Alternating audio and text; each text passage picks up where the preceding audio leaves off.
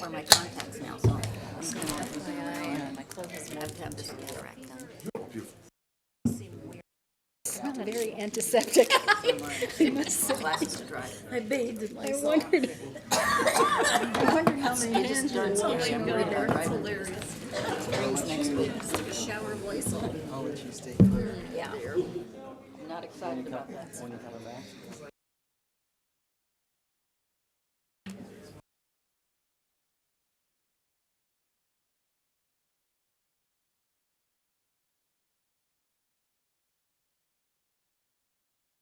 They're all quiet. I know. I don't even say anything. All right. Okay, I am going to call the meeting to order. Welcome back. I hope everybody had a nice and restful Thanksgiving break, and your your leftovers are all gone by now, I hope. We're in the freezer. Yeah. Okay. No? I bet it's in Mark's office. Thank you. Okay. Wendy, if you would call the roll, please. Paul Banks. Here. Pam Howard. Here. Lori Vista Ward. Here. Barbara Cruz. Here. Dave Levy. Here. Mark Setter. Here. Jeff Swanty. Thank you. Jeff, if you would lead us in the pledge, please. I pledge allegiance to the flag of the United States of America and to the republic for which it stands, one nation, under God, indivisible, with liberty and justice for all. Thank you. Pam, if you would read the mission statement, please. The Thompson School District will be a school district that empowers, challenges, and inspires students, faculty, staff, parents, school leaders, and community members to learn, achieve, and excel. Thank you. First up on the agenda is item 2.1, and it is the adoption of the agenda. I will entertain a motion to adopt the agenda as printed. So moved. Second. Thank you. It's been moved and seconded to adopt the agenda as printed. Are there any questions, additions, changes? Hearing none, Wendy, if you would please call the roll. Paul Banks. Aye. Pam Howard. Aye. Lori Vista Ward. Aye. Barbara Cruz. Aye. Dave Levy. Aye. Mark Setter. Aye. Jeff Swanty. Aye. Thank you, and that agenda is unanimously adopted. Next up is approval of minutes, item 3.1. These are the minutes from November 7th, our last meeting, and I will entertain a motion to approve those. So moved. And a second, please? Second. It's been moved and seconded to approve the minutes from the meeting of November 7th. Are there any corrections to the minutes? No, thank you. Wendy, if you would please call the roll. Paul Banks. Aye. Pam Howard. Aye. Lori Vista Ward. Aye. Barbara Cruz. Aye. Dave Levy. Aye. Mark Setter. Aye. Jeff Swanty. Aye. All right, and those minutes are unanimously approved as well. Takes us to the public participation portion of our meeting tonight, and item 4.1 is a new feature, which will be the various student council reports every month, and first up is Loveland High School Student Council. Do you want to introduce them, Dr. Schaefer, or are they? Sure. So yes, as you, Madam President, for the next 5 board meetings, we will be inviting student councils from each of our 5 amazing high schools. So tonight we are pleased to introduce Todd Ball, principal of Loveland High School, and 2 student leaders. Madam President, Dr. Schaefer, school board members, it's a pleasure to be here. I'm excited about this new feature because there are so many good things going on in the high schools, and hearing from the students is going to be, I think, a real highlight. So thank you for giving us the time to talk.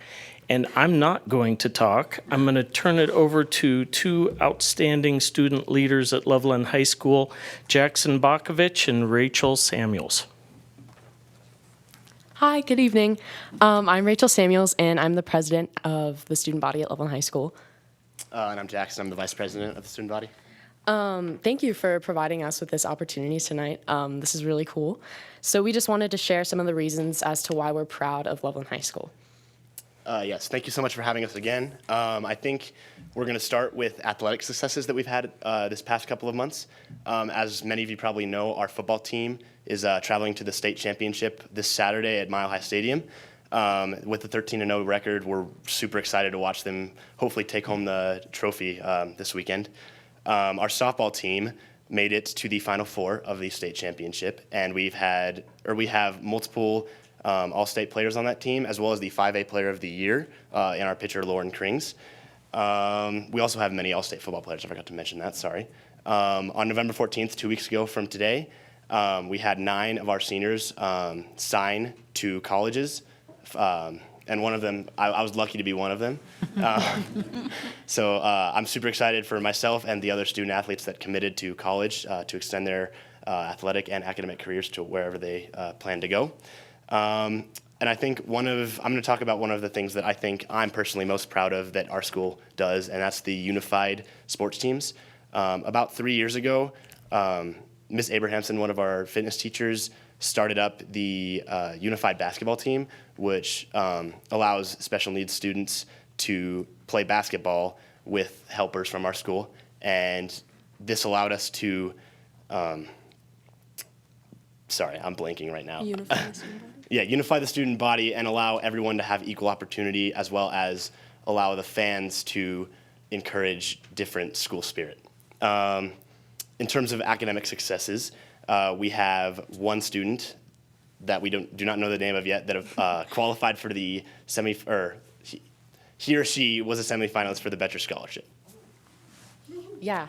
So again, to go along with academics, we're very proud because Loveland High is very strong in terms of academics. And we actually have one Coca-Cola semifinalist, which is a nationwide scholarship, very big deal at Loveland High School.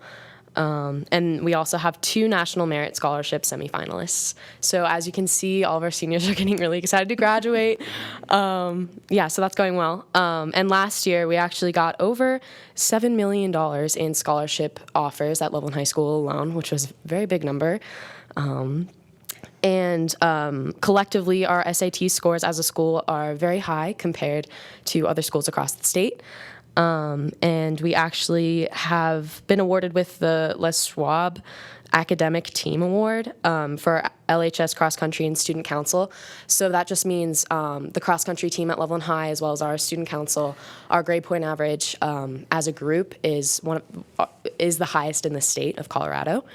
Do you want to continue with Yes. the choir? Okay. Skipping over to the arts programs at our school, we're actually really proud of those. For our LHS choir, we have 2 students this year that made it to the All-State Jazz Choir, and 3 students that made it to the All-State Normal Choir. And for our annual choir fundraiser, Primavera and Pasta, sorry, I forgot the name of that. This is the first year ever that we've sold out on that fundraiser, so we're really proud of the choir students for putting that on and doing such a good job with that. And for our theater program, this is the first year that some of our theater students will be performing at ThesCon, which is the statewide theater convention. All right, and just some last few things. Our National Honor Society at Loveland High School, we're holding a clothing drive, and this December we'll also be holding a toy drive.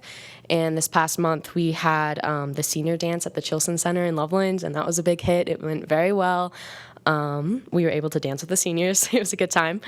And then the DECA, the business club at our school, worked with our student council and promoted a canned food drive.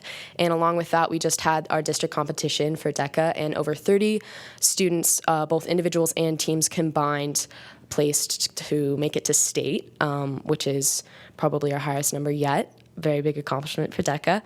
And marching band, our Crimson Regiment, placed 3rd at state.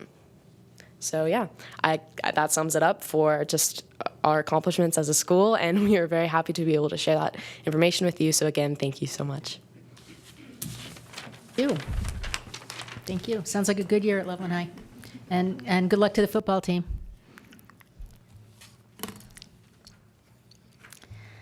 All right, superintendent's report, Dr. Schaefer. Good evening, Madam President, members of the Board of Education. So this evening, moving forward on a monthly basis, I'm going to do a PowerPoint presentation for you, just highlighting and showcasing events, celebrations, things from across our district that I'd like to highlight for you. Some of this goes back to a little bit of the beginning of the year, but most of these are very recent. So, and I've asked my assistant to scroll as I read. So, Wish for Wheels at Winona Elementary School. Earlier this fall, approximately 200 students at Winona Elementary School were presented with brand new bicycles and helmets. Every student in kindergarten, first, and second grades were presented with this generous gift. The bikes and helmets were provided through a partnership with Wish for Wheels and Anadarko, which served as a corporate sponsor. Wish for Wheels is a 501c3 nonprofit organization that gives brand new bicycles and helmets to students in schools that fall into the Title I category. Thompson School District is extremely grateful for this partnership with Wish for Wheels and Anadarko. Bike presentation at Truscott Elementary, keeping with our theme of bicycles. This week, each first grader at Truscott Elementary School received a new bike and helmet thanks to the amazing generosity of the Canned Aid Foundation and Oscar Blues. Truscott staff helped build the bikes along with many volunteers in Fort Collins on Monday night. A professional BMX rider helped present the bikes, provided some safety tips to the students, and also helped fit the students with their new helmets. And you can see one of our board members is posing. Ivy Stockwell Elementary, they have an annual SAC Mask Parade. This is Ivy Stockwell's annual SAC Mask Parade. This parade is a tradition dating back since 1979. The principal, Rick Bowles, participated in this tradition when he actually attended Ivy Stockwell. Read Aloud Day. Thompson School District Read Aloud Day tradition was held Tuesday, November 13th. This tradition helps to highlight the importance of reading aloud to children. Many members of local businesses, district employees, including myself, and community members were invited to read aloud to groups of children. Many readers brought their favorite age-appropriate storybooks to read aloud.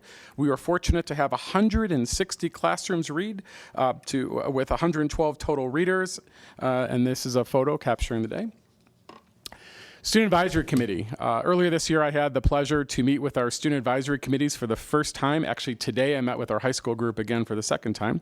We have formed 3 groups, an elementary, middle school, and high school committee. I love working with students, and I believe that students in our schools are often the best ambassadors for our district and are also some of the best people we can work with to learn more about what is working well and where there's room for some adjustment. These groups will be critical to our work as we move forward. Namakwa Golden Paw Celebrations. Every week, teachers at Namakwa Elementary School select students who have shown excellent ROAR behaviors. ROAR stands for respect, on task, attitude to achieve, and responsibility. It is one of the most important recognitions that staff members can do for students in their building. This is a photo from one of the school's recent Golden Paw celebrations. We are super proud of Mountain View High School DECA qualifications. Congratulations to our Mountain View High School students who recently qualified for state DECA competition. DECA is a nonprofit career and technical student organization with more than 215,000 members. It prepares emerging leaders and entrepreneurs in marketing, finance, hospitality, and management in high schools and colleges around the globe. Our MVHS students will now compete in February among other top teams throughout the entire state. The Skyline Men's Festival. Mountain View, Loveland, and Thompson Valley High Schools took their tenor, bass, men's choirs to the Skyline Men's Festival this month. Our singers performed with over 500 singers under the direction of Dr. Kyle Fleming from the University of Denver. They had an amazing time. Bill Reed Middle School recently celebrated Veterans Day. Our students spent time on November 12th thanking our armed forces for their incredible service and sacrifice for our great nation. They visited the VFW post in downtown Loveland and waved signs on First Street in their honor. Author visits to the Loveland Public Library. Author Todd Mitchell, who was sponsored by the Loveland Public Library, took Bill Reed Middle School students through the elements of good fiction writing. The Loveland Library also purchased a book from Todd for every student who participated. National Science Standards. After learning about the sun, earth, and moon, first graders at Centennial created models to show how the earth, moon, and sun work together. It was so much fun learning about all of our the patterns that we observe in our natural world because of the way the sun, earth, and moon work together. And you can see 3 staff members there. Coyote Ridge Elementary School had their Turkey Roundup. It's their 5th annual Turkey Roundup. It was a tremendous success. Organized by the school's 5th grade students, the team was hoping to beat last year's record of 106 turkeys. When this year's event was wrapped up, a total of 146 turkeys had been donated. The turkeys were provided to the Larimer County Food Bank. The program is a great leadership opportunity for 5th grade students and a fantastic way for all students to take action within their community. Otter Cares grant. A very special thank you goes out to the team at Otter Cares for the $25,000 grant that they recently awarded to Loveland High School. The money will be used to complete the school's innovation station, which makes a huge impact for students at the school. And finally, as our student presenters shared with you this evening, congratulations to our Loveland High School football team, which has earned the right to face off against Skyline for the 4A state championship that'll be held 11 a.m. this Saturday at Bronco Stadium at Mile High. So that is some of the things that we are excited to celebrate here in the Thompson School District, and that concludes my report. Thank you. A lot going on, a lot of good things going on. That's great. It's great to see all the pictures, too. Appreciate that. All right, next up is board and committee reports, and I'll start down here with Mark, and we'll just move up this way. I wanted to focus on the DAC meeting that we held. We covered more of the elementary schools, this time the step up above the title schools, and it's just astonishing to me. You know, we listen to all the incredible things that are happening at Loveland High School, and when you go and you visit DAC, you find out that things like that are happening at every single school in our district. Everybody's coming up with amazing, creative ideas, ways to advance the education of our students, and it's really exciting to just continuously hear the things that are really working and working well. So very happy with the work that the DAC is doing so far. I think that when they present, you'll agree. Again, they're building on the success that built the foundation last year, and extending that a little bit by taking a slightly different angle and leveraging some technology. So great work to the DAC team so far, I think. Thank you. No report. Attended the Kids Pack spaghetti dinner that they had. Dr. Schaefer spoke, as did Lori. My early childhood committee, I went to the DAC meeting out of curiosity. I needed to just become familiar with some of those things, and so I popped into the one that Mark was talking about. It was interesting. Attended some things at Monroe. Went to the Mountain View's capstone for the Lisa students. That was amazing to watch and see the talents that show up in their capstone. And then I did read aloud at BF Kitchen first grade, which I've forgotten just what that was like. It's been a few years. So that's it. Thank you. I'm just going to report on two different committees, sort of ad hoc committees that I'm serving on.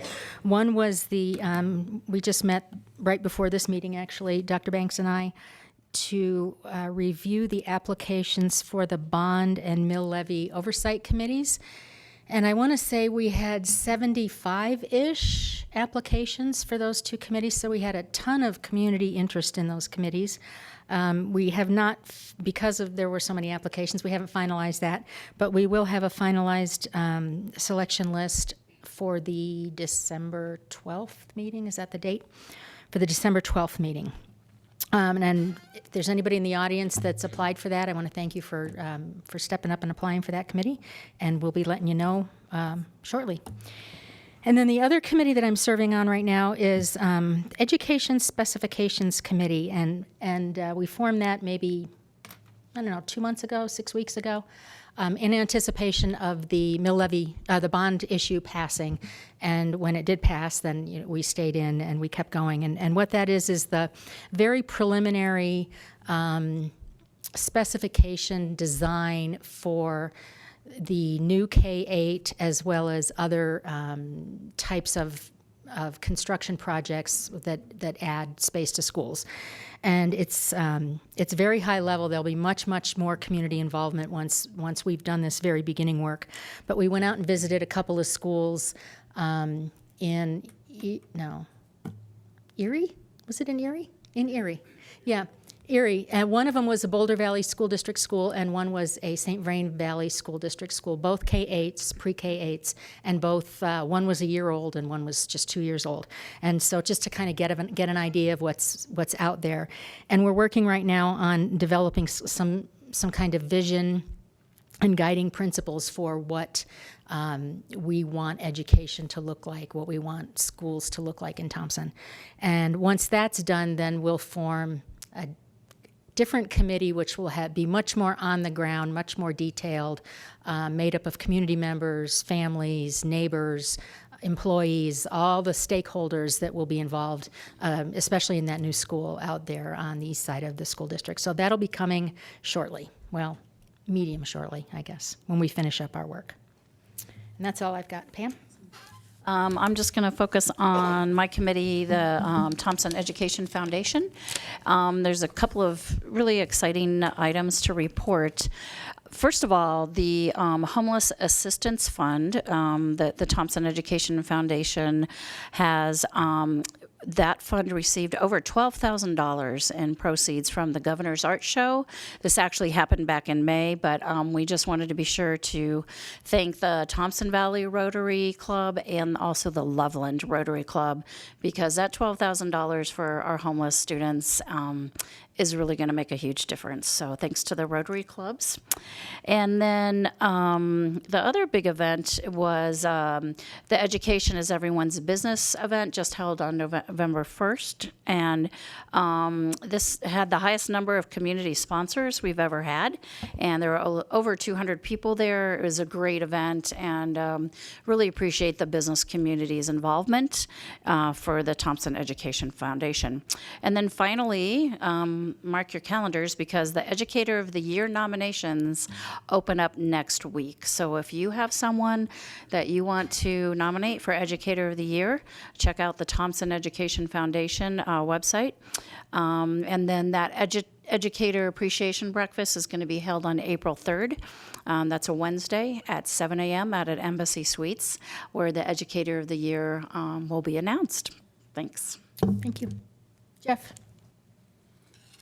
I met with the Joint Insurance Committee several times over the course of the last few months, and they've worked very hard at putting together a presentation, which you're going to see later this evening. I think they've got a real solid recommendation here, and I'd like to thank them for all the time and hard work that they've put into it. Couple emotional things that I think are real exciting. Dr. Schaefer already talked about it, but I was able to visit Truscott yesterday, where Candide Foundation gave bicycles to all the first graders there. And it was just so exciting to be there and see these little kids sitting on the gym floor not knowing what's coming up. They did a super job of keeping this secret, and they had a curtain that was pulled down, and they had a BMX rider come in and do some tricks for them. These kids are all excited, and this curtain came up. You should see these kids. I don't know how the principal and teachers controlled them. They all jumped up and they started running for the bikes, but before you knew it, they had them back in their sitting positions, waiting for their individually assigned bikes. I mean, it was just really neat. And it reminded me once again what a great, great community we live in, where we have things like this that happen on a regular basis. The other thing, Dr. Schaefer talked about this too. I think most of the board members, we all had the opportunity to attend the veterans recognition at various schools. As a veteran, I can tell you this is very, very meaningful to veterans. Walking down those hallways with music playing, kids waving flags, walking up, handing notes, posters, saying thank you. That means a lot to our veterans. So I'd like to thank the district, the schools, the principals, the teachers, and certainly all the students that were involved in that. And speaking of which, the Reporter Herald today, it looked like it was published by the district. There were a number of great articles in there. And just real quick, they had an article on the bikes at Truscott. They had an article on Dr. Schaefer and the staff visiting various schools, shadowing students, and that is great for the community. It's great for the students. It's great for everybody in this room to see those type things happening in our district. They talked about the Berthoud's Veteran Memorial that was dedicated.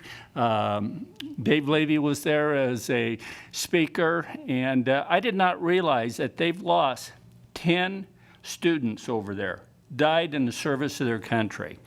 So these veterans recognition is really, really important.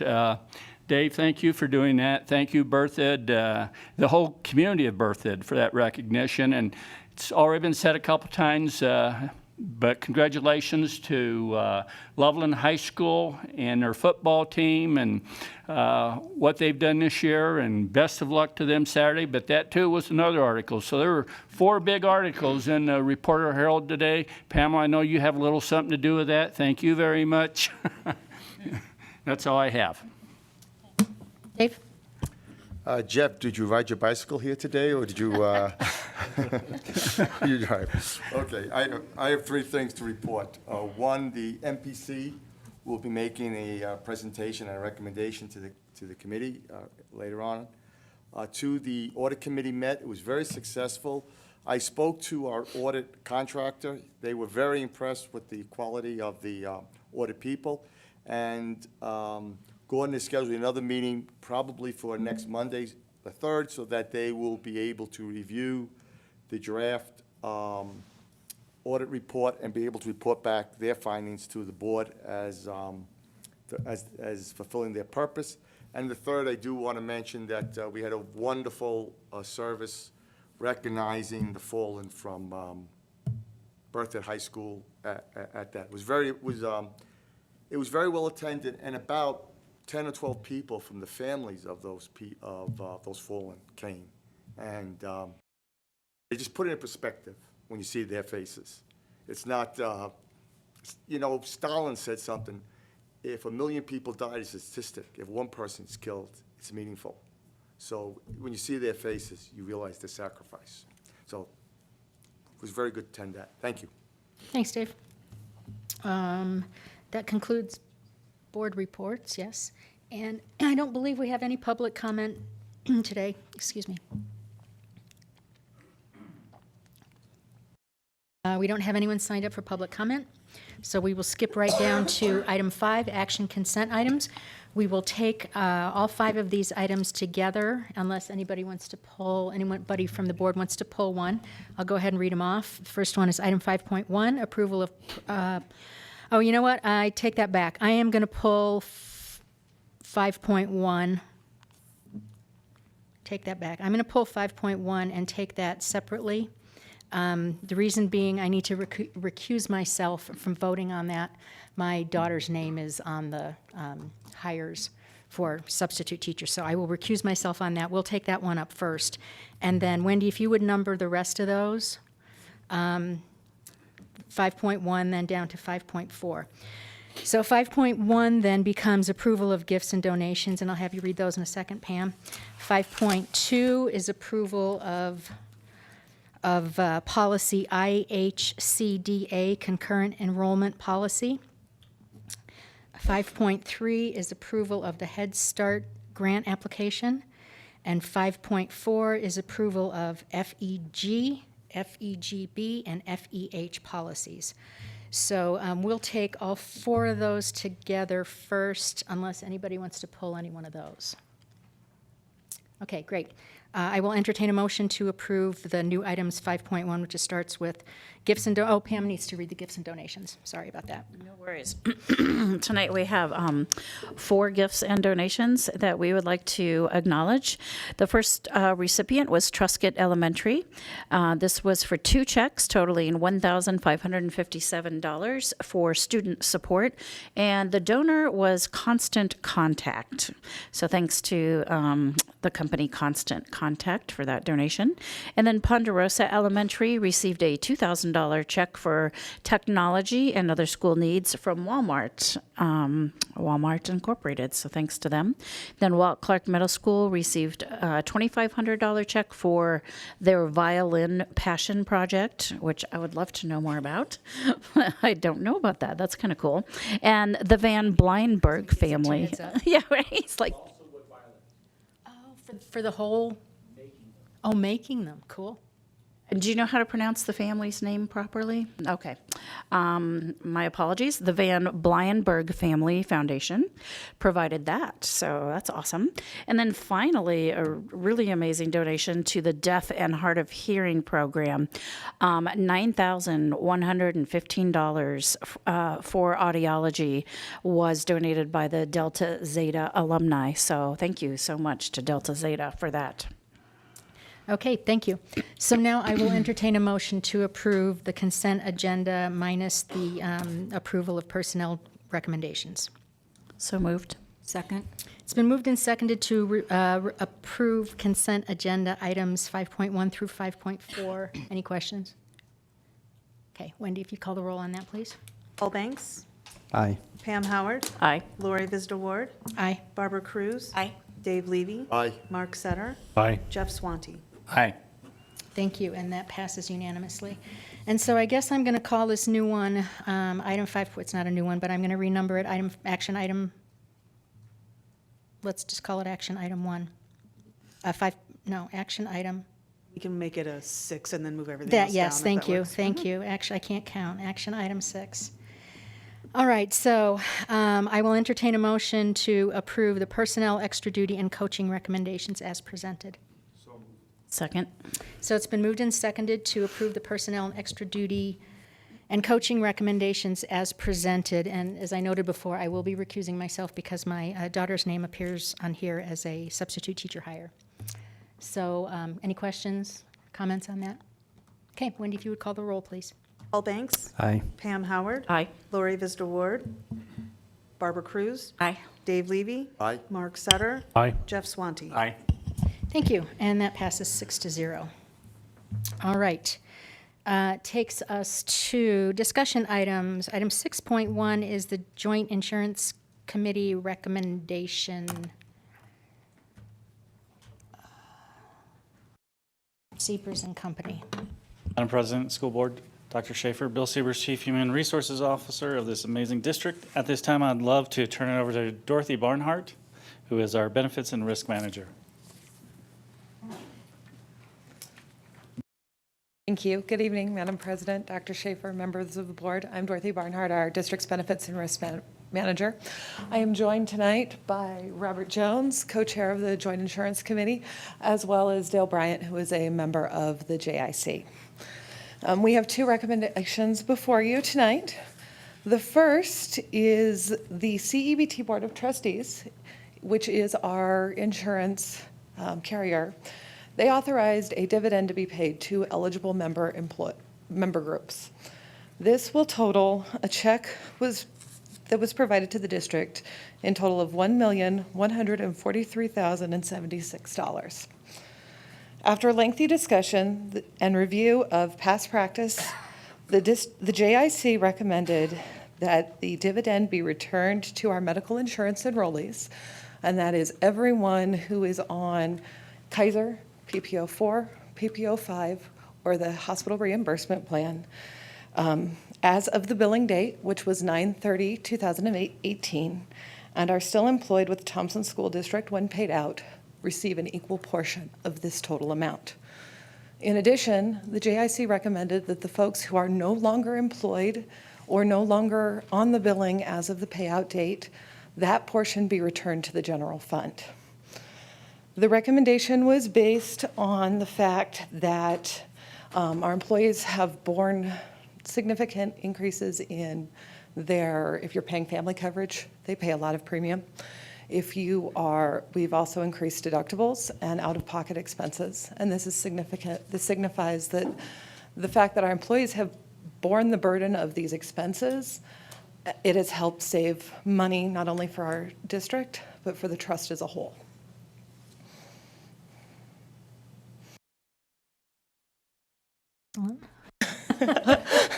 Is that an unusual, I don't remember ever seeing a dividend like that. Last time a dividend was presented from CEBT was in 2010. Okay, so it was before our time. Yes, it was not in this large of amount. That's incredible. It's huge. In previous years, prior to that, around the late 2000, the 7-8 eras, it was applied differently in more of a premium holiday. which means the amount of money that was given back to the districts was enough to offset the full billing. But because of how the trust has grown over the years, including our organization, the dollars don't quite cover that anymore, so they give us this very generous check back. And you didn't say this, but it comes out to about $617 per person. I mean, that's in our note here. You didn't say that. That's incredible. That's a really nice, when will they get it? January is the Okay, so anticipated just to pay their payout. Christmas bills. That Yes. will be handy.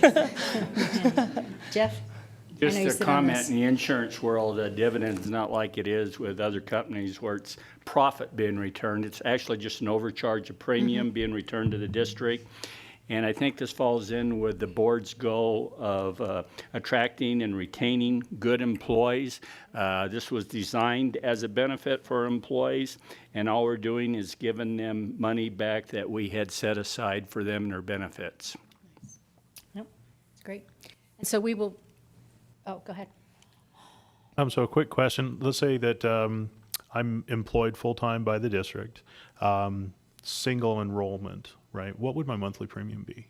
Your monthly, it depends on the plan that you are enrolled on. We do have two plans that your premium would be zero as a single enrollee. The other plan, it's around $54 a month. But if you're on a family coverage or covering dependents, the low end is right around $600 up to $1,000 a month, depending on which plan and which package you are enrolled in. That was my next question. Thank you. You're welcome.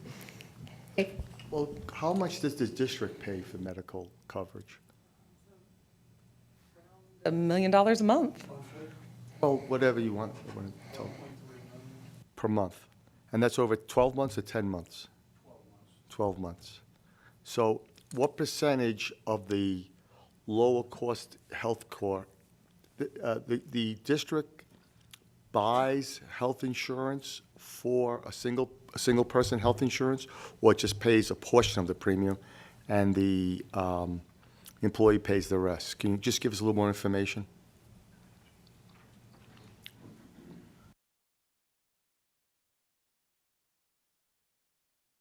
Madam President, Dr. Schaefer, members of the board, I'm Gordon Jones, Chief Financial Officer for the district. So just to clarify your question, Mr. Levy, if I could, the monthly premium that is provided by the district for employee-only coverage covers medical, dental, life, and disability insurance. 100% of that? 100% for Okay. employee-only, but no contribution towards any family premium. Right, and is that a zero deductible, or is that there's a deductible besides that the employee pays? There is deductibles that the employee pays. Our lowest deductible, which is the plan that employees buy up at $54 a month, is a $1,500 single deductible, and that's the Kaiser deductible as well. The PPO5, which is our most common plan with over 1,100 employees enrolled on it, it's a $2,500 deductible single coverage. So family deductible is $5,000. Understood. I just want to reinforce what Jeff had to say. It is very important in the board's goal to attract and retain the best. Thank you very much. Thank you.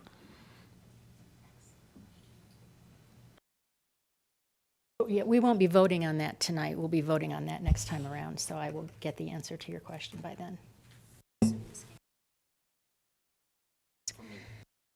They're passing notes down here. Oh, how did you know that was a question? Okay. So the Lori? answer is yes, then. If I could just make one other comment.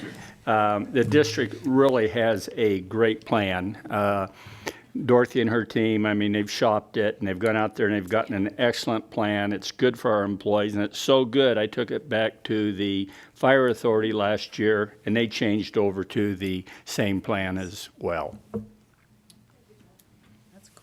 And then the second part The second part is what we're more used to every is what year. we're more used to, yes. We've seen this many years in a row. Every year, it seems, we have employees that put money into their Section 125 plans, so dependent daycare and unreimbursed medical plans, and they never seem to use it all. So this year, we have $19,921.19 that is being returned to the district by American Fidelity, our Section 125 provider. Under the Treasury regulation, we have three options of what we can do with this money. Number one is we can use it to defray administrative costs.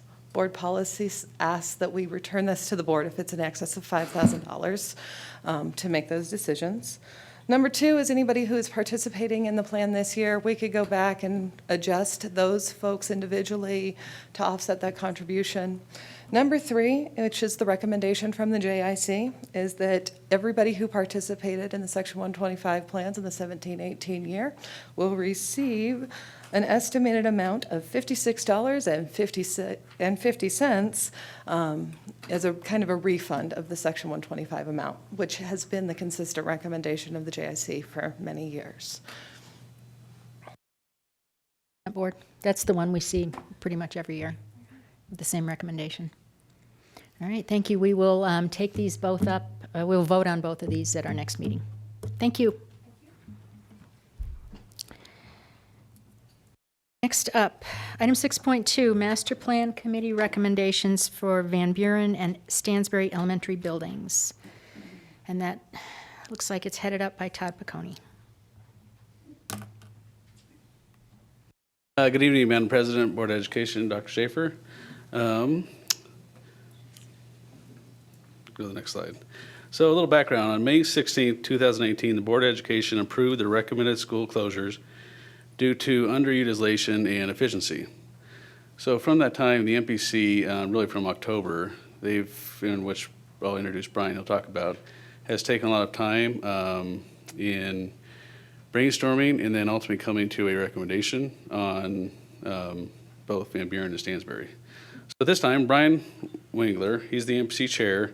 He'll talk you through the process of what MPC did in those two meetings and then the ultimate outcome of the recommendation tonight. So here's Brian. Good evening, Madam President, Superintendent Schaefer, members of the board. My name is Brian Wengler, and I am the chairman of the Master Planning Committee.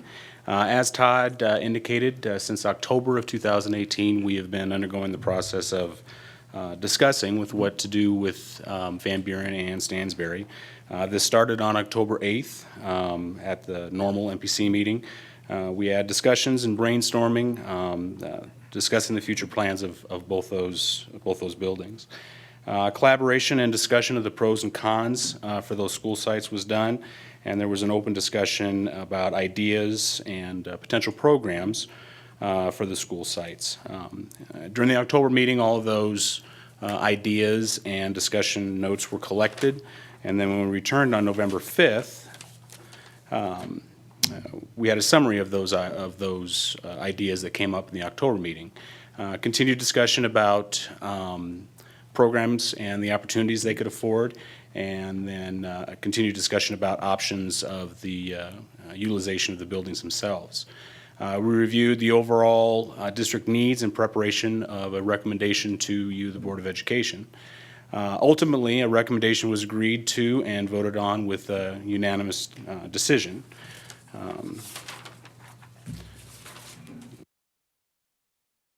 Someone's magically moving these slides for me. I appreciate that. So with the closing of Van Buren and Stansbury Elementary, for utilization reasons, the MPC recommends to the Board of Education to consider the following options. And these are in not in level of importance or anything. First is the broad category of repurposing the buildings to support the following programs. Number one, an early childhood education expansion to meet increasing enrollments, and that would affect our preschoolers and kindergartners. A career and technical education program, expansion of such a program, that will affect the 9th through the 12th graders. And then also in that same discussion about repurposing, we discussed how we could implement or include Ferguson High School within these plannings, whether that would mean co-locating with one of the new schools, certainly possibility of integrating it with the career and technical education programs. So those are the three options under the repurpose broad category. And then the other options are to sell the building or buildings, rent the building or buildings outright, or any combination of the options that we put forth above. And something that was very clear from many members of the MPC was that regardless of what option was chose, that would include community involvement in what the final decision would be. They were very clear as far as making sure that none of these things happen within a vacuum, and that that public comment be allowed to go back and forth. So with that, I will try to entertain any questions that I can. Board, questions? Mark? So I've gotten some feedback from a number of different people throughout the entire district about the interest in an early childhood education expansion center. Very positive. And so I was curious to hear Dr. Schaefer's thoughts and perspective on how the recommendation fits into the vision that he and his administrative staff are working on for this school year so far. We have an award-winning early childhood center and program here in the Thompson School District. What is interesting, or maybe not so interesting, about the program is that we have huge demand, but not enough supply. So we don't have a way to, at this time, satiate all the requests we have for our early childhood program. In terms of looking at a seamless transition between early childhood through 12th grade, we know that a priority of our district is on student achievement. And we know that student achievement is predicated on early and positive experiences in the classroom. And the earlier that we can get students school ready and kindergarten ready, the better they will be. We know that growth gaps occur if we don't shore up literacy at a young and early age and really just get kids school ready. So our whole this recommendation is exciting because early childhood needs to be a priority here in the district. We already do a great job, and what I'd like to do is expand that great job potentially by looking at the ability to meet the increased demand by utilizing more space and perhaps a whole school around an early childhood center. And so as far as funding, maybe this goes back to the MPC, as far as funding a program like that, if I understand it correctly, early childhood is grants, but primarily tuition-based? Better answered by a... Yeah, so the actual funding of the program is through a tuition base. And Liam's here, he could also expand on that, but that is correct. Okay. And then have we gotten a chance to talk to the Ferguson High School administration yet regarding the career and technical education program potentials for integrating those programs? So I would say not formally. Informally, have had conversations with building administration. Certainly, as per the MPC recommendation, I think we would need to have deeper conversations. I think that there's certainly an openness and a willingness to have conversations to explore that. Whether we, there are definite advantages of collating, let's say, a program such as Ferguson High School, an alternative education program, with a career tech ed center. A lot of the students at the school might certainly benefit from increased pathways to graduation, increased programs to maybe of higher interest. And so there are many successful models, not only here in the state, but nationally, where alternative education settings and career tech ed do co-locate. But beyond that, a career tech ed center would certainly serve our entire district, or for other high schools. And quite honestly, it's a K-12 trajectory when you look at career tech ed. So there's a lot of potential around career tech ed. That's something that we do very well already in our district. And there's a potential to expand that exponentially with a career tech ed center. High interest, I think various segments in our community as well, our workforce, variety of just different organizations are certainly ready, willing, and excited to at least consider that possibility. I have two other questions. Can I keep rolling? You can. Just kind of to explore all the options. When we talk about selling the buildings, has anybody looked at like what kind of current market value we would be able to achieve based on the location of these buildings and the way that they were designed specifically for educational purposes? Do we have any idea of what that cost would be? And how does that compare to building a new site that's comparably equipped? So I'll say, excuse me, in general, taking the buildings repurposed is quite a bit cheaper than, a new building, as far as comparing those two costs. Because we've just are at the recommendation point, we haven't dove into, the actual cost of what the program would take. That's really our next step in staff, is to look at what it would take to do that in each one of those buildings. As far as a real estate value, you don't have a. Oh, I'm sorry, yes, on the real estate rough. value. We have both Van Buren and Stansbury appraised, and they're both right around the 2 million mark. Depending on, obviously, when it was appraised about a year ago to today's market, so it's plus or minus in the 2 million range. And do we have a general idea of how much a new building that's comparably sized would cost? Yes, about 15, 16 million. The square footage of like a Van Buren and Stansbury and build it new, it'd be in the probably 16 plus actually. Okay, last question. Yeah. As far as renting out these buildings, have we look at, again, given their locations and the purpose-driven designs, how rentable are these sites? What kind of revenue would we be able to expect to generate?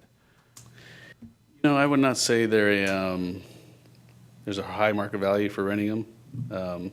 There may be some entities out there that'll look at that, but I wouldn't say that that's a very profitable or, a money stream for the district. That.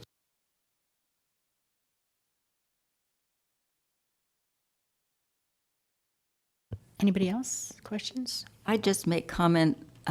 Lamb.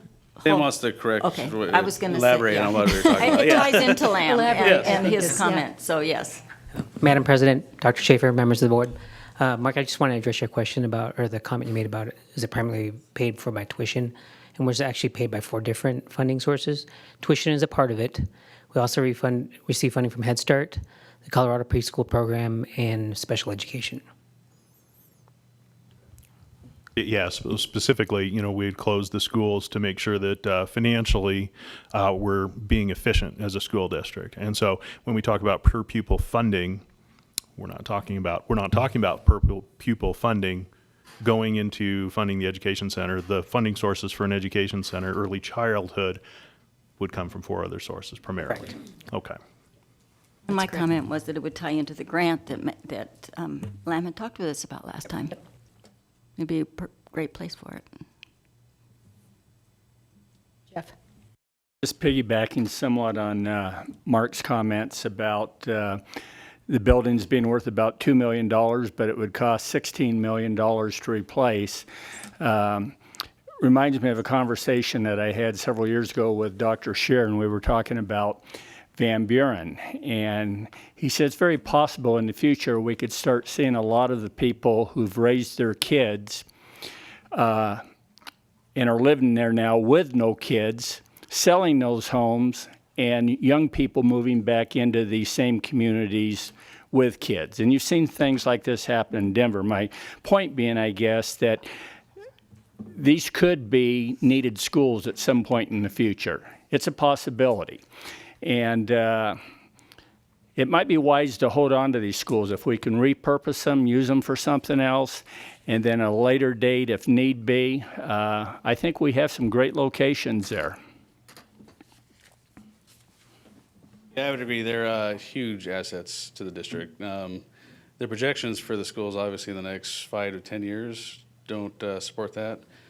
But the regentrification, the rejuvenation of those neighborhoods, it takes longer than that. So there is a possibility of that down the road. Well, as a discussion we had at the NPC, that depending on who you sell these buildings to or rent them to, I mean, these are people that live in these neighborhoods and the belief that a school would be in their neighborhood. So, you sell it to someone that is manufacturing explosives or something along those lines, that's going to come at a cost.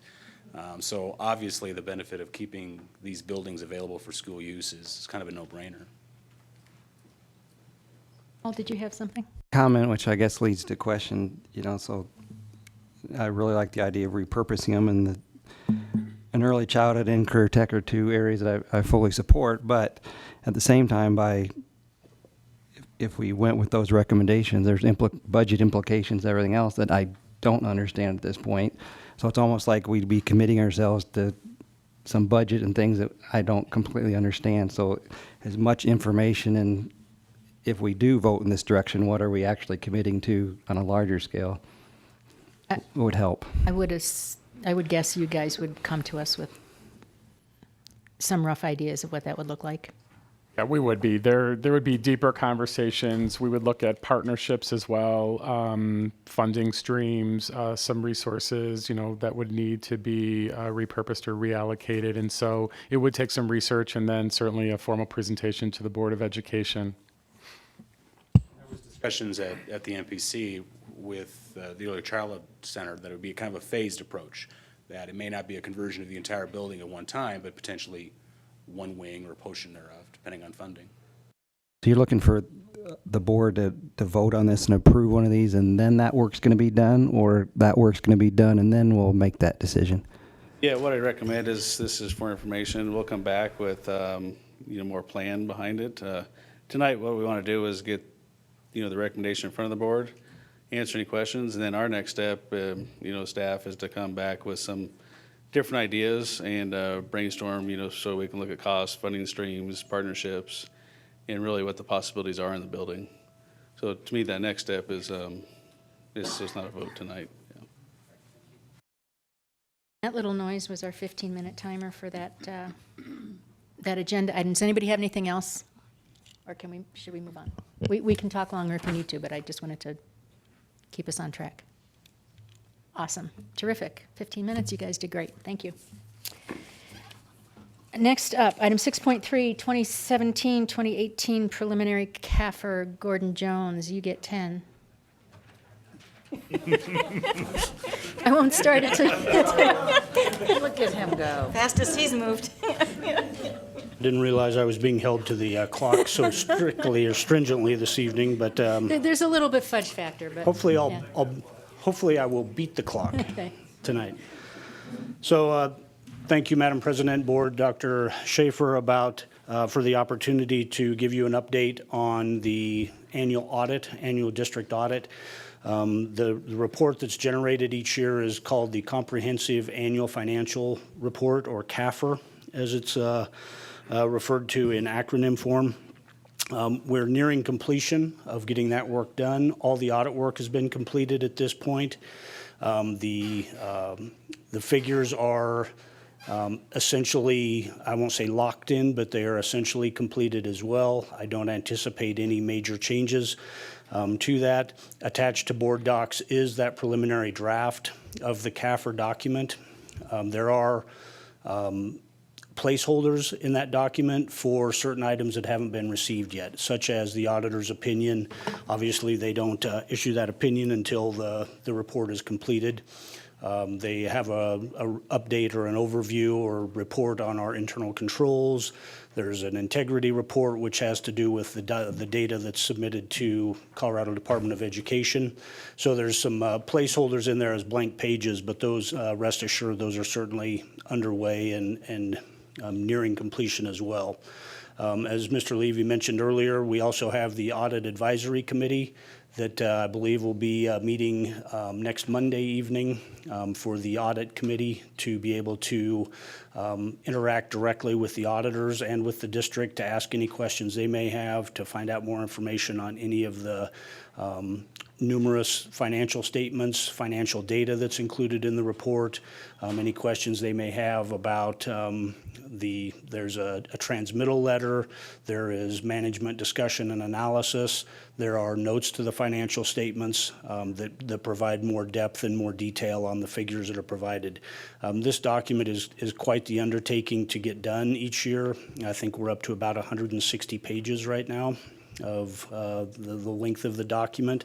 So again, the intent of this is to meet the statutory requirement of presenting the audit to the board on a preliminary basis, and then standard practice would be to ask the board to adopt that the CAFR report at the December 12th meeting.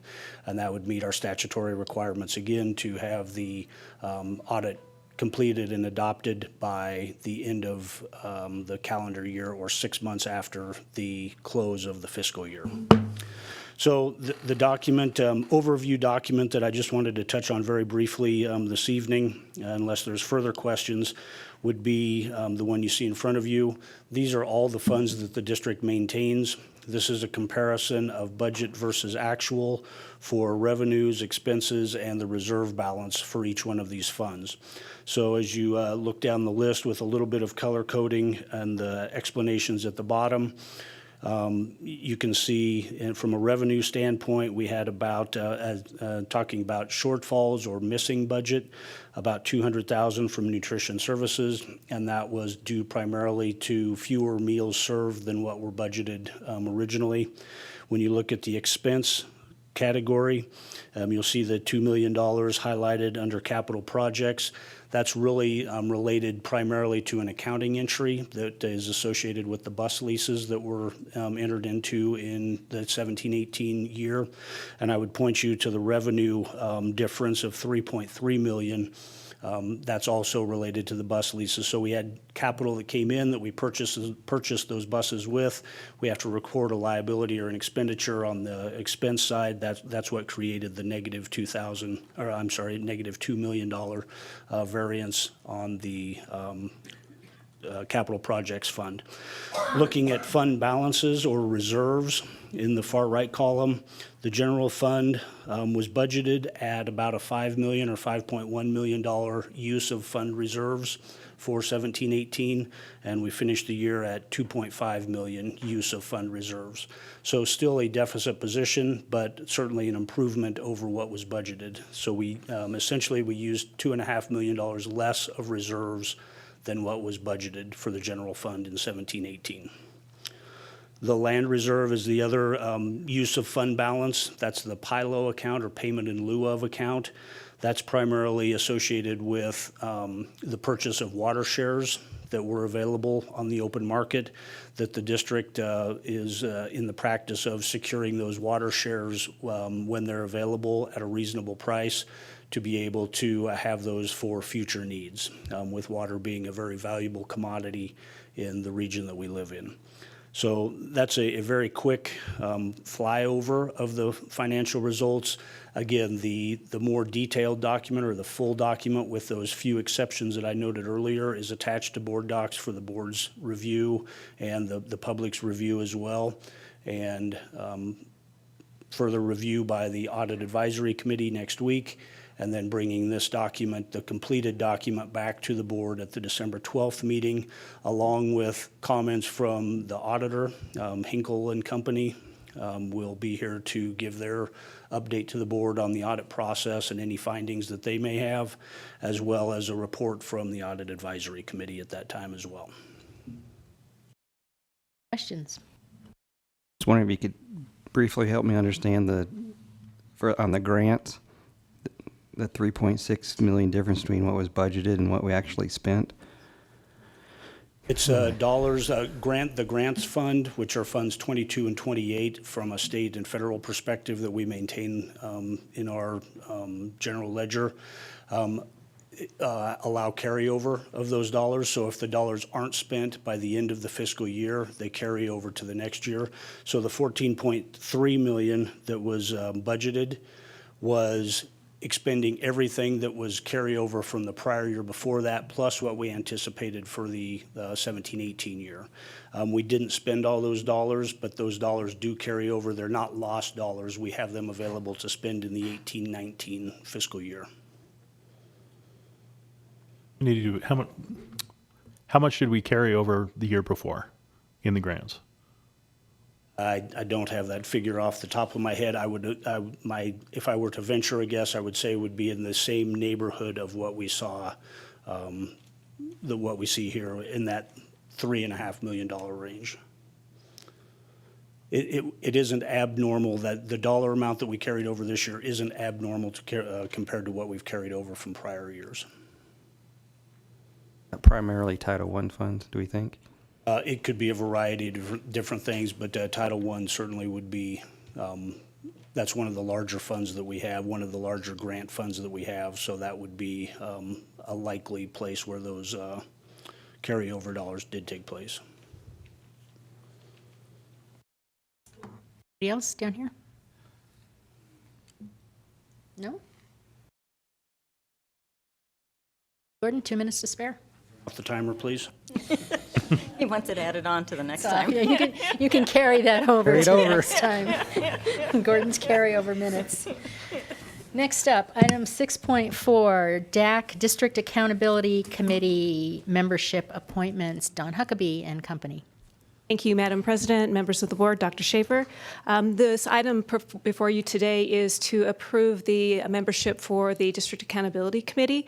At this meeting, we are not sharing information about the DAC because they made a presentation just a couple of meetings ago. So what you have before you is a list of the members and their terms. And we're asking for your approval at your meeting next month. And if you have some specific questions, Chastity Stringer is here. She is our Interim Director of Assessment Accountability. Board, questions? Paul?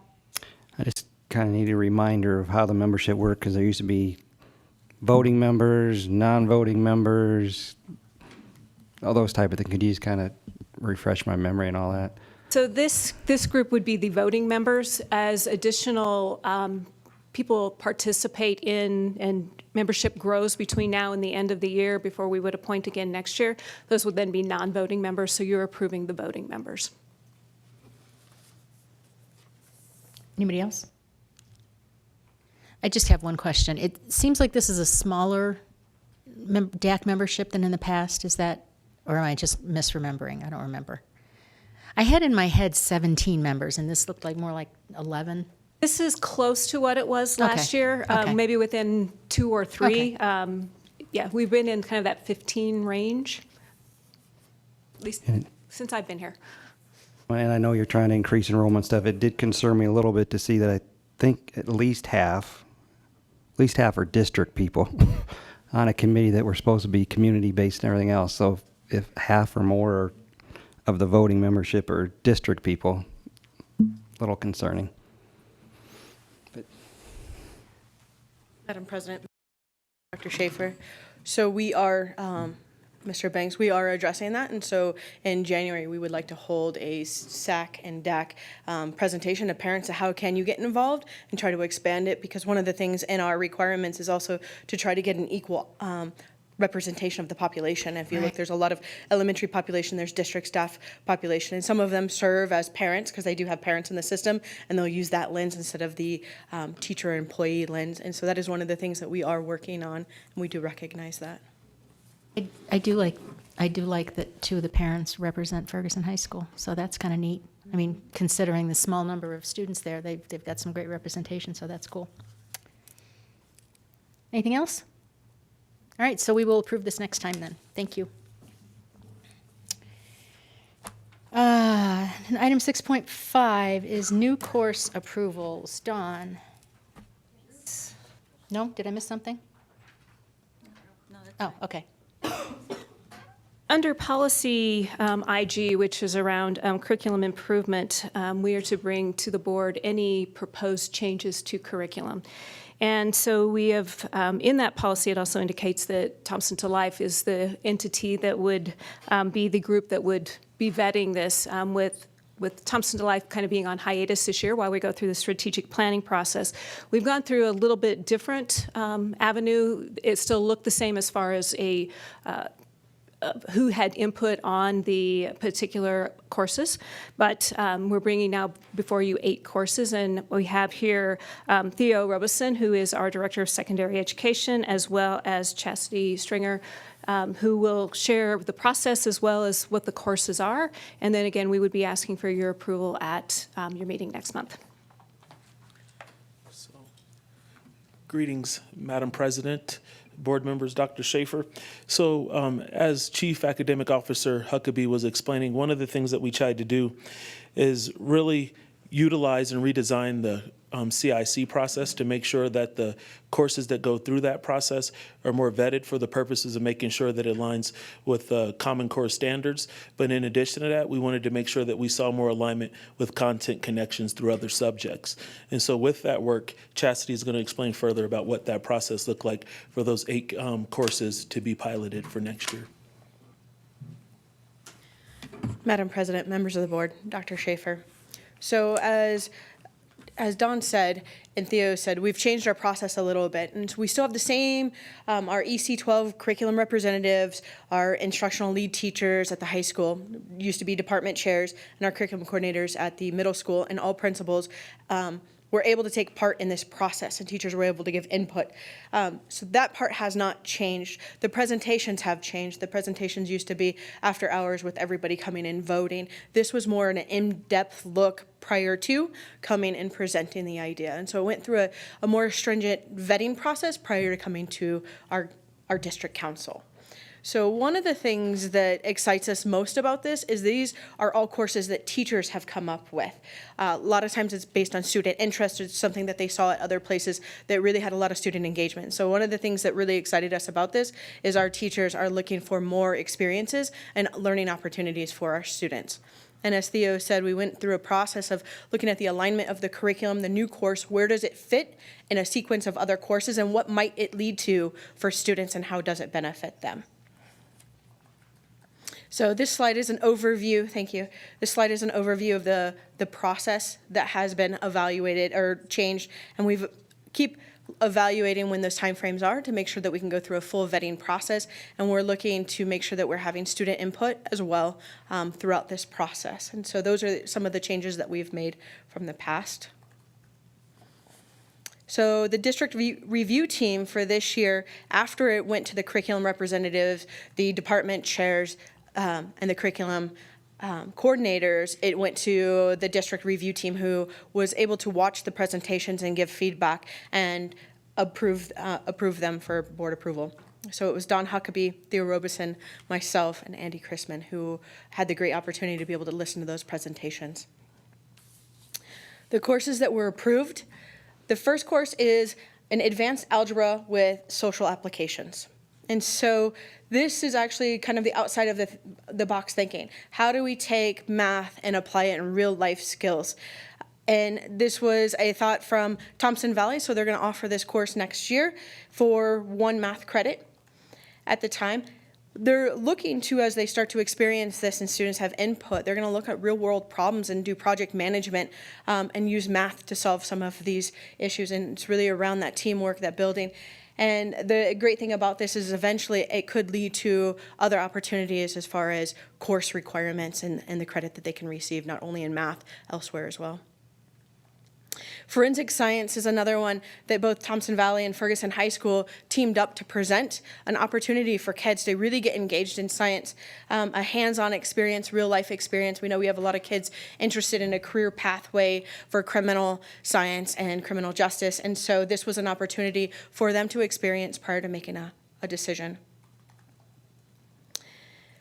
These other courses, Advanced Robotics, Birth Leadership Academy, and French 1A Honors, are part of a series and a pathway. So Advanced Robotics already exists at Loveland High. There's a series of robotics leadership and intro to robotics. This is that next layer because kids are really interested in it and they want to take that next layer. And so how do we provide them that opportunity and those experiences to move forward? And so this is the next series because those kids have topped out in that pathway. The Berthoud High School Leadership Academy is looking to make sure that it's a pathway to give it a leadership opportunity for kids so they can grow that skill as well. And so that's going to be an intro to a course, a longer pathway. And French 1A Honors for 7th grade students at Irwin is being offered because we already have Spanish 1 Honors, but it allows them, because they're in the IB program, they've been taking the world language a little longer. It allows them to be able to step into year 2 Spanish when they get to the high school if they meet the requirements. These 3 courses are our fine arts and our elective credits to give students more opportunities to explore art in instead of just being one medium, it's multiple mediums, multiple facets. At Ferguson High School, what they were finding is because they do have a small population, they do have limited number of teachers, the students' experiences weren't as vast because they could only offer one elective at a time. And so making an elective that's multifaceted and encompasses a lot of those, give those kids more choices to experience different things within that course. And JROTC marksmanship has been an after-school kind of elective, and this is something they want to bring into the day. Again, it's part of a pathway. It's another piece that kids can experience within their school day. Questions? Two first. So the advanced, no, I guess I just have one. The advanced algebra, that will replace a standard Algebra 2 credit? So it will. It will replace it. It will meet all the same competencies and academic standards that Colorado puts in place. It'll just, the problems will all be real world based. Real world. That's excellent. Thank Yeah, you. I just wanted to clarify that it was. And so the really cool instead thing of. about this, I met with this teacher yesterday, is they were working with outside experts to help formulate those real world problems that these kids will get to solve. Oh, and I did remember my other question. On the French 1A honors, so they started in 6th grade, right? They start French in 6th grade. So actually they start a little bit sooner. And so those kids, and we also are looking at kids that their first language, their native language, we're looking for an opportunity to accelerate some of these kids that have had Spanish a little bit longer. And they're going to have to meet certain requirements to be able to do the honors. This is French, though? Yes. Oh, okay. So we do have some native speakers. And so it'll be for those kids who are excelling in a language, or it's their native language and they meet the requirements to be able to take the honors. It's just an accelerated pathway for them to be able to make sure that they're able to get further in language in high school. And the hope is that they'll go in their freshman year taking. But there's nobody that has foreign language, other than the dual immersion, there's nobody getting foreign language at like 5th grade, is there? We have 2nd grade and 4th grade, all the way down to 2nd grade in some of our buildings. Our IB, like Coyote, will have that earlier. So I didn't realize that. Yeah. A couple of questions. So can you help me understand the term social applications in regards to the algebra? You said you were excited about how that was being built. Could you give me like an example or two of a real world example, specifically kind of focusing on what that social applications means? Yeah, and so one of the examples that they were talking about is water and water usage and water rights, some of our hot topics around some of those things. And so getting real life experts in here and assessing multiple data points and how do you look at them algebraically and how do you build equations and models. And it's a lot of those types of things. So you have a real world problem and they have to do the research and figure out the best solutions for those. And that was a small sampling of it. We will be getting these teachers together along with their curriculum representatives in January and then, in March, and then again in April and May, so they can further develop their curriculum and their plans to be able to make sure that it's suitable for the fall. I know somebody with a little bit of background in water rights, planning models. It's funny because I gave your name out. I'm glad you said that. Second question I had in regards to the JROTC marksmanship class. Is this an expansion of and or managed by the JROTC program? What's the relationship there?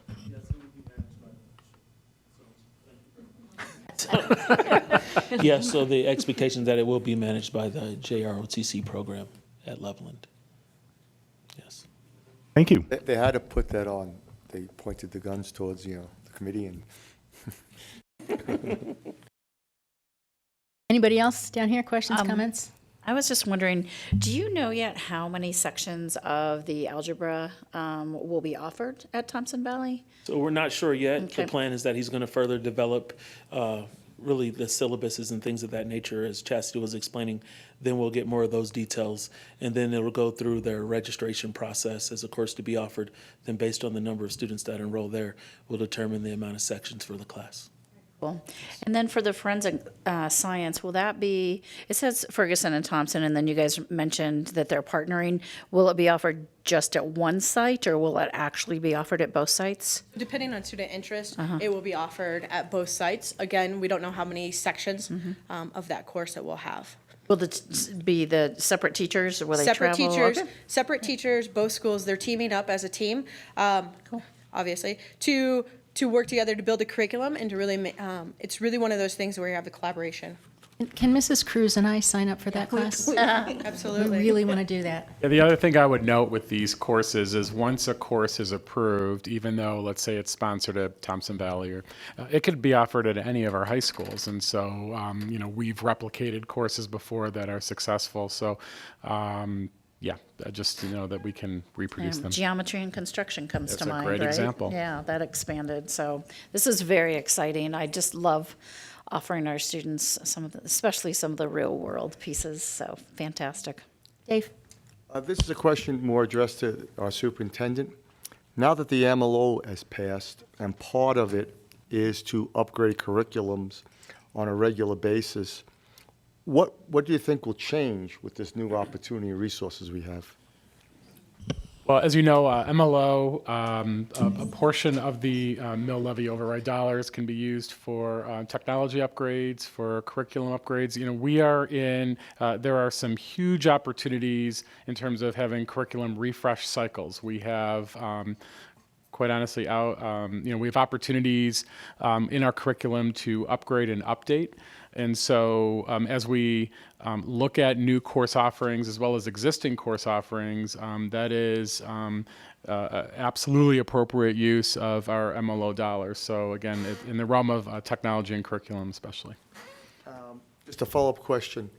We went through this process. It looked very detailed, very well-reviewed. The right people were having it.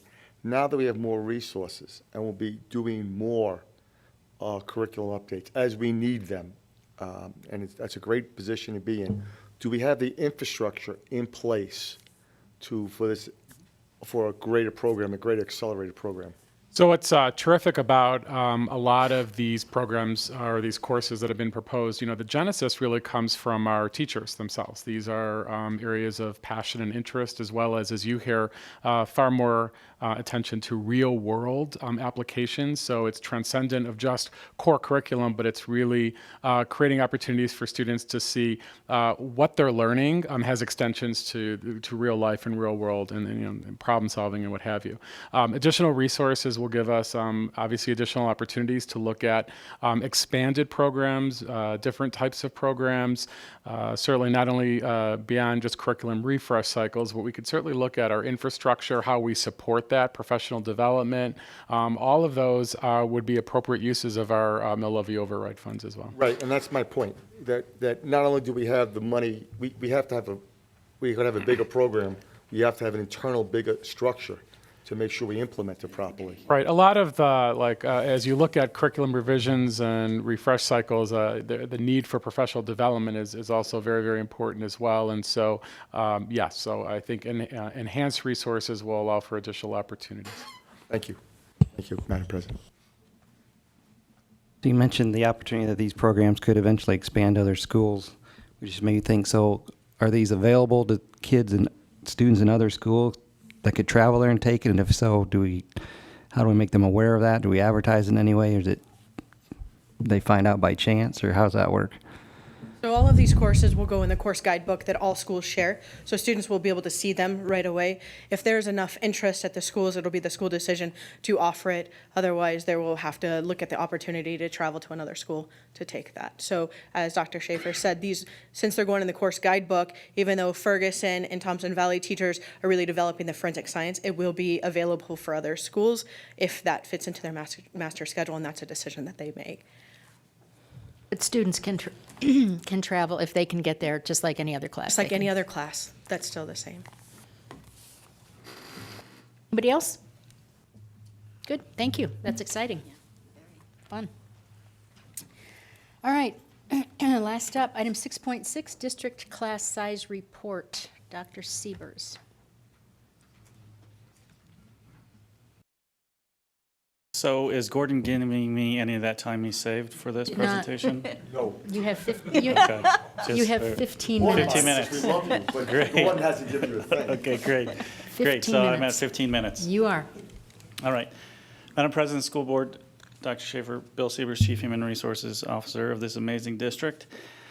So the class size report that is in front of you, I kind of go through line item and kind of talk about it. It's a deeper conversation as far as what happens with class sizes and all the conversations that take place that get to the point of when you see the class sizes. So there's board policy, and I'd like to read the first sentence in board policy. First sentence says, the board believes that class size has a bearing upon effective teaching and learning. That's a very powerful statement that the board's making with class sizes. So it's quite important for us to present this to you every year about class size. So first of all, staffing guidelines that you see there is the way that we staff elementary schools is, each school gets FTE, and FTE is a full-time equivalent. So the formula that we use is student-teacher ratio at the elementary is 24.5 to 1. So every 24 and a half students that a school has, you would get 1 FTE, which is equivalent to like 1 full-time teacher. And then the guidelines that we use for elementary is class sizes should be between 23 and 30. So I'll circle around when, let's say, class sizes get a little larger, what that support looks like. And then for middle school, full-time equivalent FTE formula, student-teacher ratio is 22.5 to 1. And then what we do is we change the ratio to provide support for our smaller schools. So we have smaller middle schools, smaller high schools, and that ratio is 21 to 1. So the guidelines that we give principals is class size should not be lower than 20, and maximum class size will be capped at 38. So that gives you an idea of 20 to 38. And when we get into the class sizes, we did a report that is 34 students and over. Then for high schools, same thing, student-teacher ratio is 23.25 to 1. Small school student-teacher ratio is 21.75 to 1. Class sizes should be the same as middle school, no lower than 20, and the max size at 38, with the exceptions including vocal music, instrumental music, and PE. So that's important to know because when you start seeing some of those class sizes that are larger, it's band classes are larger, but there's some other classes too. So I'll kind of go over that. Okay, so when you flip to the next page, that gets into the class size themselves. So what we did this year, a little different. We're experimenting with the report to give to the board as far as the conversation piece. So when you look at that, I do have to point out there's one error for elementary. Instead of Centennial, that should be Cottonwood Plains. So for example, Cottonwood Plains has one class that's 34 plus. And what we did was we were able to support them with an additional 0.5 FTE. So having a team teacher approach in there and helping with that class size. That's so, a licensed teacher, not an aide. Yep, so that's a license. Other places that we provide support is a full-time para or a full-time classroom aide to provide support. So as you look at elementary, there's only one report in there because it's the same class for the whole year. And then when you look at the secondary schools, you have semester 1 and semester 2. So when you look at semester 1 at some of the schools, for example, when you look at Bill Reed's where they have a 40 plus in there, that would be an Algebra 1 class. And then when you scroll down, when you look at Conrad Ball Middle School, there's band classes. And then looking at High Plains, when you look at High Plains, there's one class that's over 40. And basically that's a stat class. And in the past, we've talked about stat classes where there's 2 contents in one area. So with that one, there's a stat class of band and choir together. When you scroll down and look at the other classes, this just gives us an indicator of conversations we need to have with principals, kind of visiting the schools, talking to some teachers of what that class size looks like and to see what support that we can provide. Currently, right now, we're pretty excited about the support we've given so far. For example, we've given 20 additional FTE throughout the year up to this point right now, providing support for those classes that are pretty large, and then other needs that are out there too. Recently, Dr. Schaefer, myself, and Mr. Jones had a conversation with principals, secondary and elementary principals to talk about the needs that they have and what immediate supports that we can provide them for the needs that they have. And basically, we were able to provide up to this point right now 8.15 FTE immediately to help them with some of the supports. So supports are looking like counselors, MTSS coordinators. So there's a lot of conversations that go on. So this is just an indicator, but when you look at some of that, we provided support to schools with the larger class sizes. Questions, board? Thank you for the report. I really like page 2. I like the layout. It gave me a lot of information very quickly, and I think it's very easy to read as well. So I think that's a good step. Question number 1, in general, how would you characterize class sizes this year compared to last year? I would say they're the same, right? Oh, the reason why I say that is because it's a complicated process with a class size, right? It all depends, for example, at the elementary school, it really depends what the rollover was from 2nd grade to 3rd grade. Or, new student enrollment coming in, does that bump your class sizes up more? So things that you plan for example, if you plan a class that's 28 and then come August you have 5 more kids coming in, that changes the support there. So for me, looking at this is we have the guidelines in place to provide support, which is great because those are the triggering points for us to have the conversation and go out to the buildings. Okay, good. Second question, one of the objectives of the November 2018 MLO was to maintain class sizes. Maintain. Should we expect any change this year in class sizes because the MLO passed? And then what do you think about next year? That's a great question.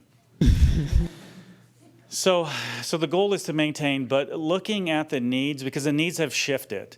So it's not so much about the class sizes, it's about the composite of the class. The needs are higher. For example, if you have 30 kids, but then you have higher needs, that changes everything. So as far as the mental support, looking at the ratio for counselors, because right now we fund counselors at 350 to 1. And then the conversations we're having with principals that there's more needs across the district right now, and it's just a different type of student that's coming to our classrooms.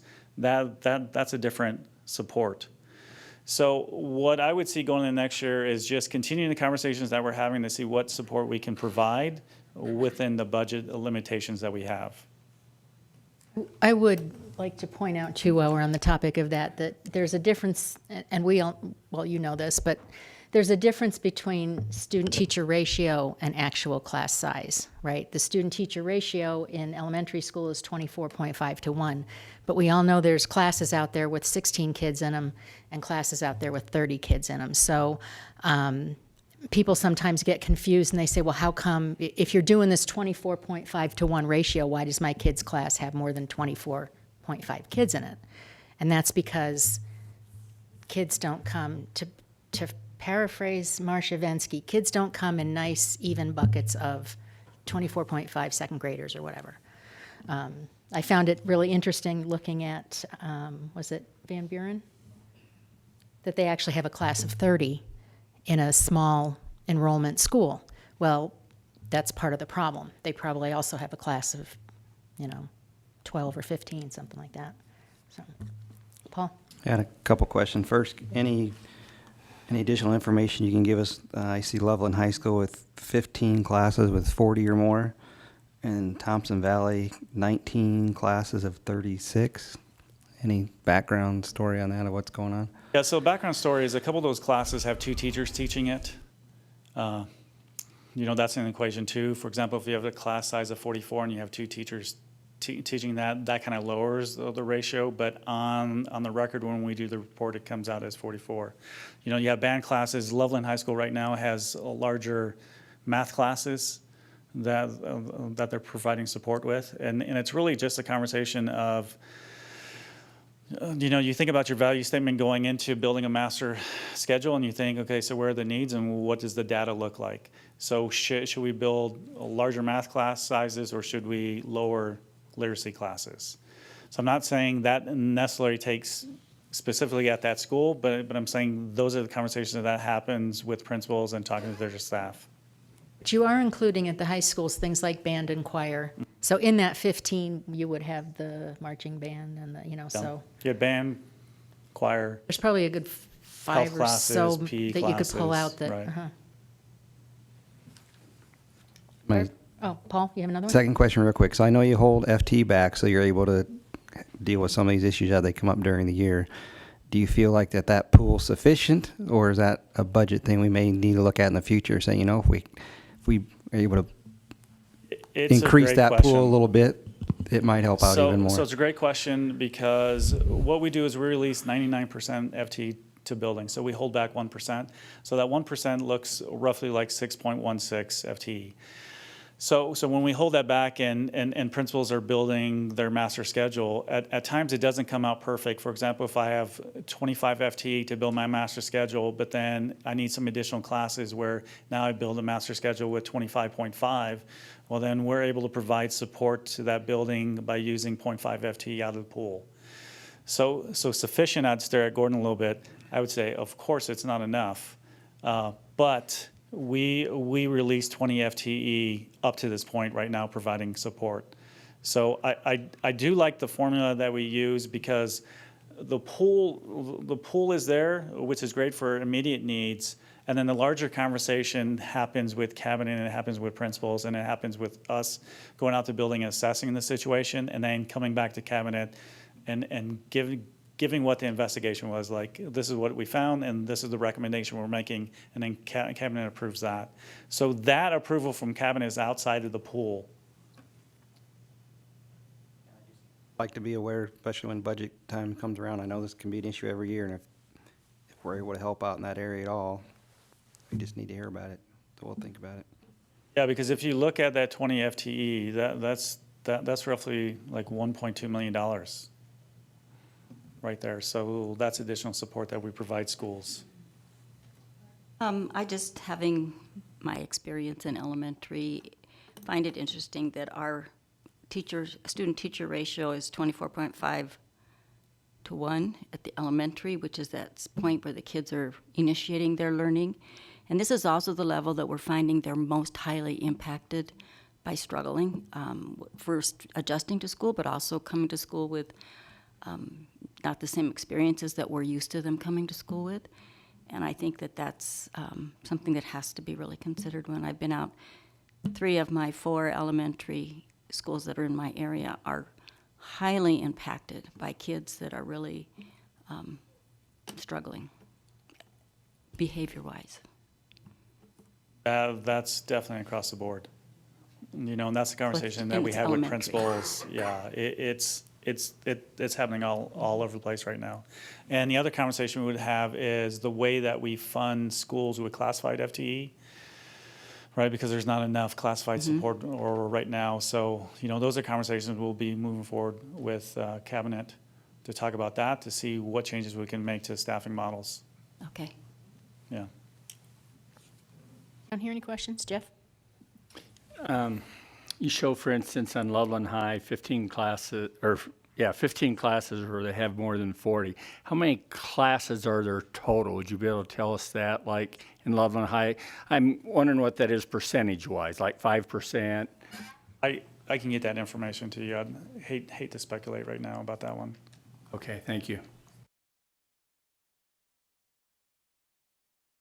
And I do have one question too, especially like with reference to Loveland High. And there's other crowded schools as well, but I'm thinking of that one because it's a high school. Is there a space limitation that would keep us from splitting up a class or doing something? Or is it strictly an FTE consideration? When you've got, I don't know, say you had some math class with 45 kids in it and you maybe wanted to split it. There's definitely some limitations on space, yeah. Okay. Although I do know students are in some of these classes without desks. They just, Well, I know. they're packed in there without. I know my daughter is in that Bill Reed algebra class, and Yeah, it's pretty because when you pretty look at it, crowded like in there. 41 students you have in a class. So if you provide an FTE to kind of minimize the class size, well, now you have 20 and you have 21. So now you have to create another class. So what does that look like, creating another class, and where does that class go to? So that's a lot of considerations principals make too, as far as the capacity of building the class, and it's not so much about having additional FTE.